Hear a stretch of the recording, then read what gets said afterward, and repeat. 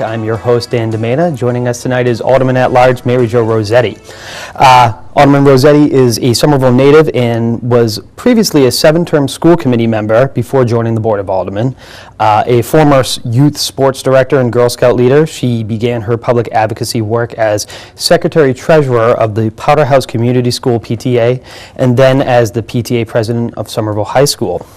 After being elected to the Somerville School Committee in 1999, she became chairwoman of the Mass Association of School Committees Metropolitan Division, then became a member of the Board of Directors, and then president of the Mass Association of School Committee.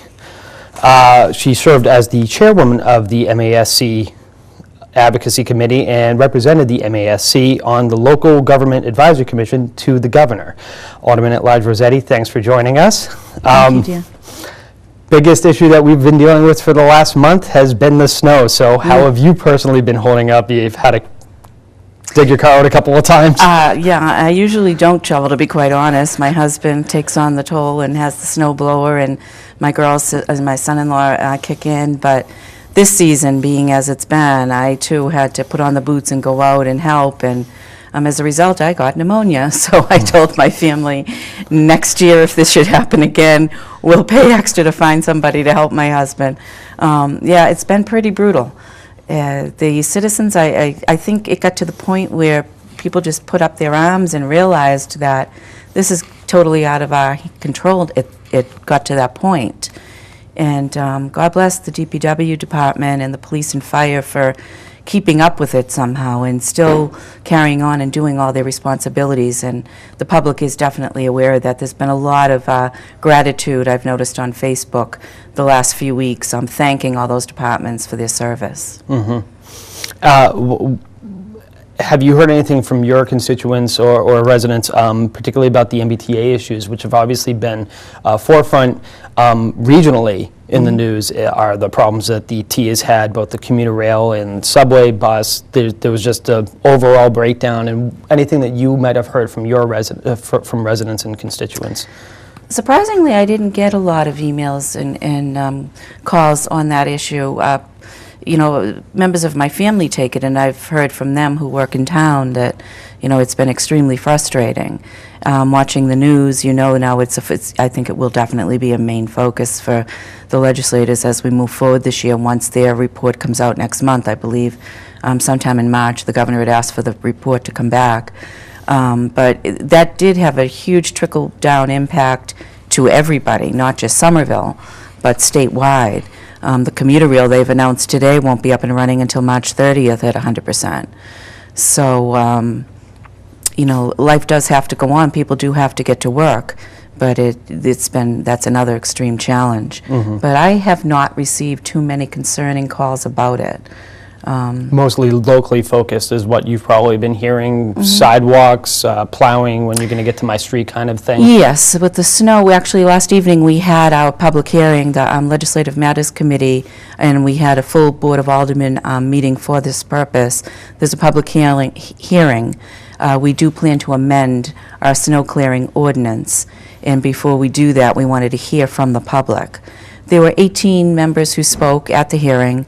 There were many others who attended the hearing and wanted to listen. Some aren't comfortable going to the microphone and speaking. So we have kept the public hearing open now until Thursday, March 5th, 6 p.m. And between now and then, that is an opportunity to allow the public to communicate to us via email, phone call, however it may be. I did ask if it's an email communication to submit their communication to our clerk, John Long, who will then forward it to the members of the Board of Aldermen. The board will be discussing it at the next Legislative Matters, a committee of the whole, on Monday, March 9th at 6 o'clock, which is an open public meeting. But the committee did, of course, want to first hear full force from the public, and before we decided what we may do to tweak the ordinance a little bit, because one of the issues that was pretty telling to us after we voted it late last fall, the time frame that the administration had suggested and that the board agreed to wasn't well received by everybody. And we realized that needed to be readdressed. That's the 10 p.m. if it snow stops falling during the Yes. day, and then 10 a.m. if it stops falling before daybreak. Yeah, and for the, the people that work third shift, nurses, physicians, hotel employees, hospital employees, the 10 in the morning time frame was not doable. And then we have the seniors and others who hire professional contractors who come and snow blow or, plow out the driveways for them. There's no guarantee that that contract is going to be able to come before 10 a.m. So that we realized, needed to be changed. But there still is great debate and discussion about how do we change it and what is the good timeline for it. Last night, we didn't hear a strong, consistent message about what the timeline should be. So I'm going to be reviewing the communications. I have a stack this high of emails I've received thus far. I print them out because I like to highlight areas, and I'm still hoping we'll hear from more before March 9th's meeting. Forgive me if I get this incorrect, prior to this change that was voted by the board and is now being revisited, it was a certain number of hours after snow stopped falling. Is that correct? The community had 6 hours once the snow stopped falling, Okay. Unless there was a snow emergency declared. In the event of a snow emergency, the ordinance is null and void. It's at the discretion of the administration. Once they lift the snow emergency, there was a message sent out to the community reminding the community, you have now 6 hours to please clear your sidewalks to the point where it's walkable, because we pride ourselves on being such a safe, walkable, bikeable community. And we haven't been this winter because of the snowstorm. There also needs to be a better effort for disabled citizens. The ADA requirements and the space that should be shoveled on sidewalks, not everybody remembers that and is aware of it. We actually talked about it a little bit last night at the public hearing. The committee has been addressing that. We're going to be incorporating language into our ordinance, reminding the community of the law and the width space that is needed for our disabled and seniors to be able to walk safely. How the sidewalks been in your neighborhood? Just kind of eyeballing it. I grew up in the neighborhood. I'm a lifer. The house I live in now is the house I grew up in. And there are a lot of the neighbors there that I've grown up with, and new neighbors that have moved in over the years. But we are bonded. A lot of our neighbors that's why people love to move here. Not only because it's up in a lot of going on with Davis Square, Assembly Row, Union Square, wherever. It's also that there is a connection. Every neighborhood has their connection and do help each other. So yes, my neighborhood is one of those neighborhoods that, my husband, as I said, has a snowplow, so he pretty much goes up and down. We're on a corner both blocks. But so do the gentlemen across the street. This storm, it's hard for the street and the snow blowers to come out and cross the street and help your neighbors. So everybody's kind of sticking to their own zones because it's just too much. But yeah, it's been very cooperative. We did talk last night, and we will be addressing it further at our next meeting about, making sure that those who still have yet to shovel or maybe have shoveled, you can be like on a tightrope path to walk through. The city needs to address that, and we will, as a board, be discussing that with the administration at our March 9th meeting. Okay. Meteorological spring, I think, starts March 1st, so Amen. We're almost there. Switching gears a bit, I want to talk about the University Accountability Act, which is legislation that you had put forth for the Board of Aldermen. You proposed it based on a similar law in Boston. Can you just tell me about what that did it pass yet? Or Yes, we adopted That's it. right, okay. What this does and why you felt that this ordinance needed to be put into place. Actually, Alderman White, myself, and Alderman Ballantyne initially put it before the board. Okay. And we did have many, many meetings in Legislative Matters Committee relative to that order. Tufts attended every meeting. A representative from Tufts University did attend.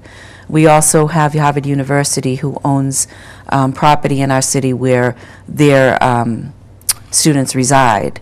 They chose not to attend but communicated in letter form, and our council assisted in that. But what we had adopted, yes, we pretty much mirrored what Boston had put in play a couple of years back. But what we learned during the process, is that Boston's legislation, the way it is written, they are not 100% adhering to. So after a lot of debate and discussion in our own community, we adjusted our our ordinance before we adopt it, that it was not exactly mirroring Boston's any longer. And Tufts, as one university who came to every meeting, has agreed that this is doable.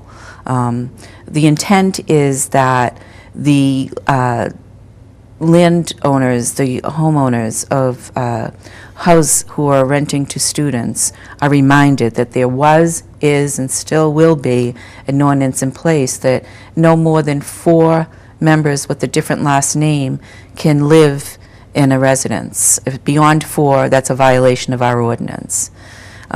So the university is now aware that we're sticking to that.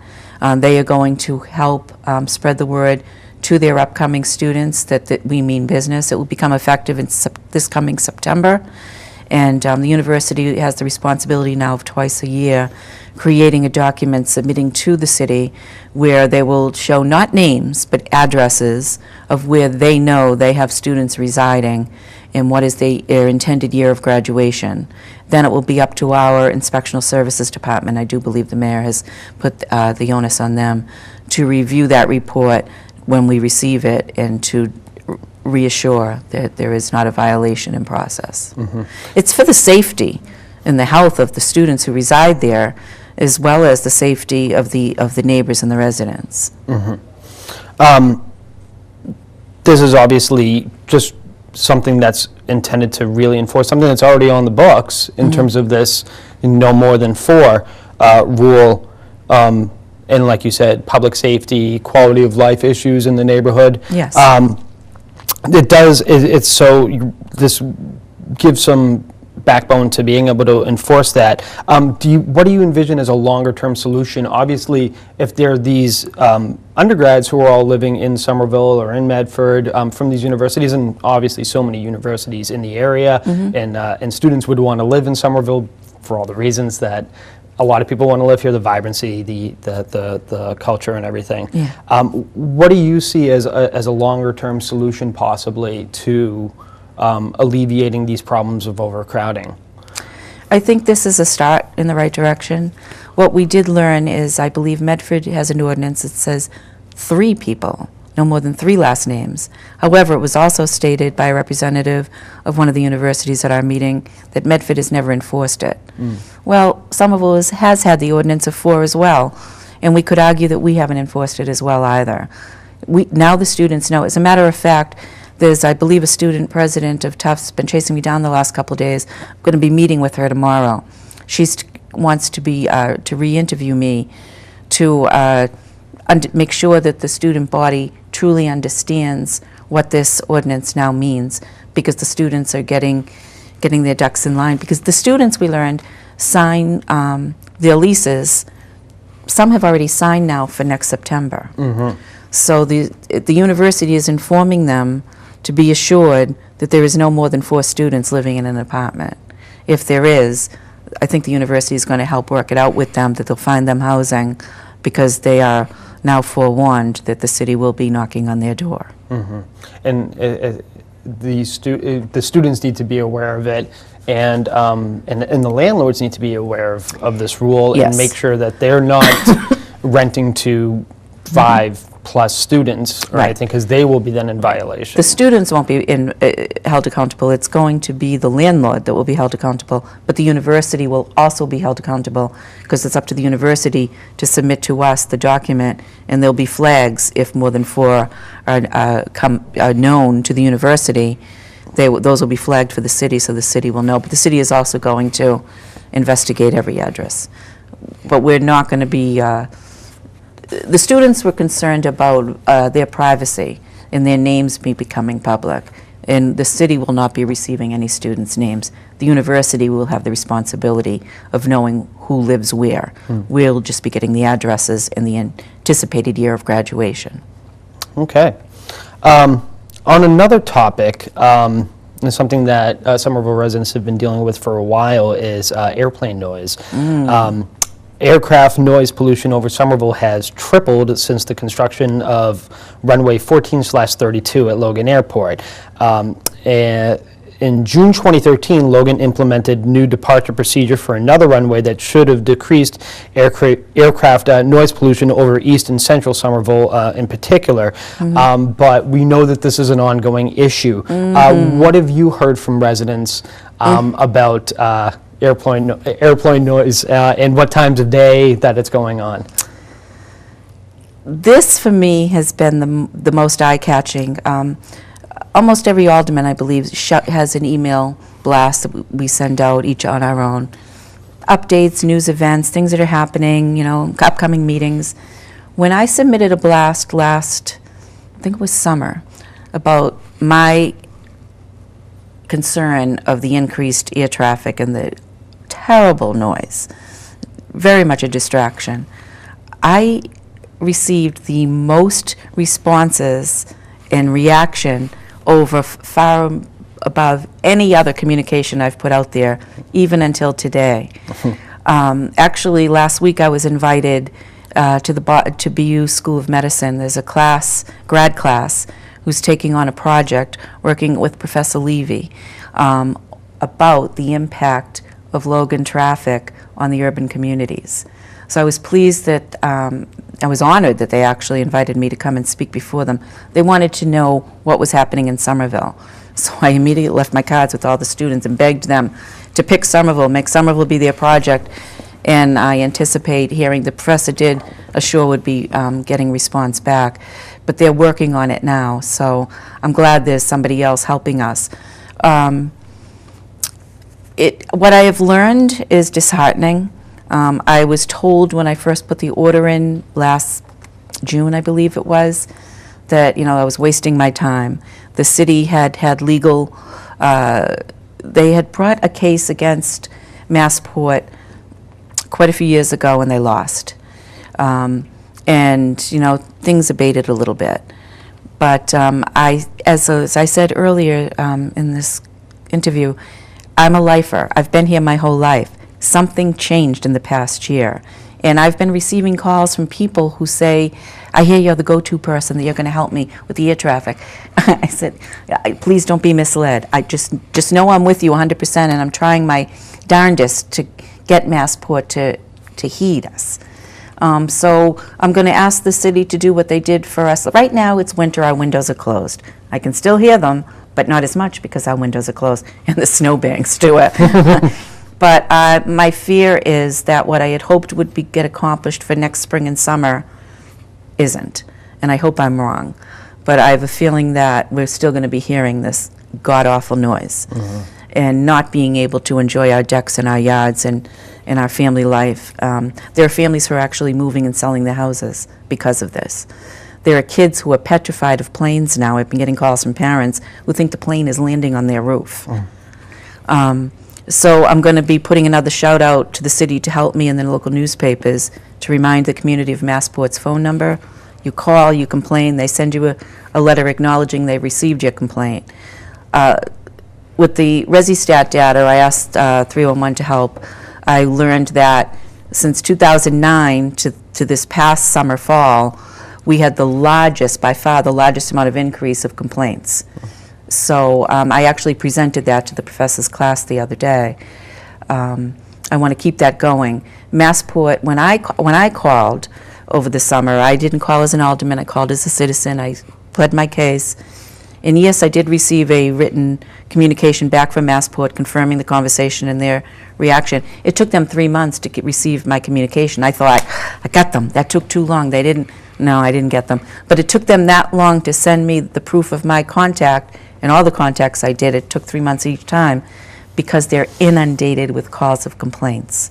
So we have to keep that going. And I am hopeful that Congressman Capuano, actually, I had a great conversation with him, and he did do quite a bit of investigation into it. He knows this so too well. He reminded me he too has lived in Somerville his whole life. But he sent us, I think it was a 5-page response to our concern, and he's continuing to investigate it. But I think it's still going to be here to stay, and I'm not going to give it up. I'm going to keep. And Alderman White's been very helpful because he was serving on the board when they had the case before Massport prior. So he's been very helpful in guiding me in this process. But I'm not going to quit. Not going to give it up. And in addition to reporting to Massport by phone, and I think they also have a web form that you can fill out if you want to register a complaint too. Yes. The city has put out alerts on the website and occasionally communications to remind residents that they should be calling 311 and can call 311 because it's a way for the city to log those complaints, which are useful. When you see the large volume of it, you can present it to Massport and then say, listen, there's an uptick, so this isn't an isolated incident. There's more noise, and we want to get to the bottom of it and try to work towards a solution. Right. Right.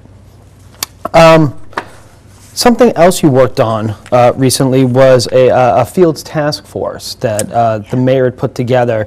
Gale engineers and planners had done a report for the city that ended up reporting back that 11 out of 18 of the city's recreation fields exceed the recommended 250 annual uses for a well-maintained natural turf field. The city actually averages 433 uses a year for each natural turf field, which is far and beyond what the recommendation is. So you chaired this task force and came up with some priorities and recommendations that you forwarded to the mayor. Among them, field scheduling policies and preventative maintenance. Tell me a little bit about what the work that went on with that task force and what you see as the major hurdles to solving this problem of we've got these fields and they're terribly overused and we could use more, but we're in a very, very dense city, and so it's difficult to find more playing fields or create more playing fields necessarily. Yeah. This commission was formed by the mayor. He appointed members of the community to become a part of this task force. Most members were representative of various youth and adult sports leagues in the city. There were also citizens of the community, but a majority of them were members of leagues in the city. We had, I believe, 8 meetings, maybe a little bit less, and it was a lot of back and forth. Initially, we met with Gale, the representatives from Gale, who explained to the committee their report, went page by page. I had them come back for the second meeting so that the committee had a chance to digest the report that was issued and ask more questions of Gale Associates. Then we moved forward in the wants and the needs and looking at what Gale had recommended. A lot of what Gale recommended, there was a lot of concern by many members in the commission. And the mayor gave us, he said, don't feel as though you have to stick to it. I want to hear from the community. So that's how we went. We actually invited the mayor into a meeting, maybe our 6th meeting, because we had some questions and concerns that we weren't quite sure. And it was good having him there to hear his word and his commitment. Honestly, the commission feels, as do many members of the community, if we could get DCR to work with us. Foss Park is an example. Look at the size of that space in its DCR property. We cannot do what could be done there because it's not ours. Dilboy, as we know, we have a compact with DCR and we are making good use of Dilboy. The auxiliary field to Dilboy, the committee actually looked at because that could be put to better use, and we had that in our recommendation. The Genziano Park at Lincoln, Genziano Field at Lincoln Park School is the largest lot of land the city owns for recreation and various. Since the report of the commission, one action the mayor has taken is asked the Board of Aldermen to authorize greater than $300,000 to hire a consultant and architects to help with the plan and design of the Genziano Field. So Alderman Mary Ann Houston actually held a community meeting Monday evening, which I attended, very well attended. It was the freezing Tuesday night, freezing cold night. And so I'm pleased that the mayor has made a commitment to move forward with the field at the Genziano School, and that has yet to be decided how and what, because the community will work now with this newly hired architectural firm to design that. So that's going. Draw 7 is another DCR-owned property in the Assembly Row area. really never utilized because there was just wind issues and other issues. Well, now, as we know, Assembly Row has changed and is up and coming. Frit had given, I think it was 500,000, I may not have the figure right, but I believe it's 500, to the city as an agreement to look at the potential of renovating Draw 7 and making it a recreational area for the community. The mayor is in talks as we speak with DCR about that as a possibility. But first and foremost, the commission, we had first as the major bullets of our recommendation to the mayor was that there has to be a better coordination of planning of the youth sports and adult leagues who do want to use the fields and parks. There needs to be more clarity on the availability, who needs it at what time. There was never really a good zone to go into. Now, at the same time, the mayor was hiring a new recreation commissioner. So we knew that that played into this. She's been on, she began November, sometime in November, Jill Lathan. So actually we are going to be meeting with her soon to have follow-up. I made sure that she received our report.